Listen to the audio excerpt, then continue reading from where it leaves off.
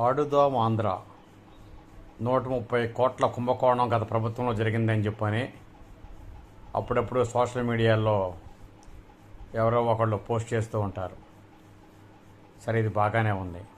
అసలు వాస్తవానికి 130 కోట్ల రూపాయలకు సంబంధించిన క్రికెట్ కిట్లు కానీ, వాలీబాల్ సెట్లు కానీ, ఇతర పరికరాలు కానీ కొనుగోలు చేసిన తర్వాత అవి ప్రస్తుతం ఎక్కడ ఉన్నవి, ఏం చేస్తున్నాయి, అసలు ఉన్నాయా లేవా, అటకెక్కాయా, గ్రామ పంచాయతీ పరిధిలో సచివాలయాల్లో ఉన్నాయా, లేక పాఠశాలల్లో ఉన్నాయా, హై స్కూల్లో ఉన్నాయా అనేది ఎవరో కూడా ఎంక్వైరీ చేయకపోవటం, ఎంతసేపు ప్రకటనలకే ముందుకు వెళ్ళటం, ఓవర్ నైట్లో క్రేజ్ తెచ్చుకుందామనే ఆలోచనతో న్యూస్ సెండ్ చేయటం తప్ప అసలు వాస్తవానికి ఆ పరికరాలు ఎక్కడ ఉన్నాయి అనే దాని మీద కింది స్థాయి పర్యవేక్షణ చేయకపోవడం మాత్రం విచారకరమనే చెప్పాలి.